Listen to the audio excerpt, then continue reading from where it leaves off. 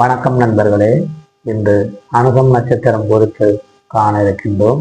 இந்த அனுசம் நட்சத்திரம் என்பது மேச ராசியிலிருந்து 8வது ராசியாக இருக்கின்ற விருச்சிக ராசிக்குள் வருகின்ற ராசியாக இருக்கிறது.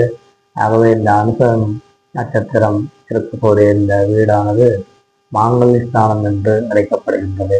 ஆகவே இந்த அனுசம் நட்சத்திரம் வரக்கூடிய நாளில் மாங்கல்யம் செய்வதற்கு மற்றும் மாங்கல்யம் வாங்குவது ஆகியவைகளுக்கு மிகவும் உகந்த நாளாக இருக்கின்றது.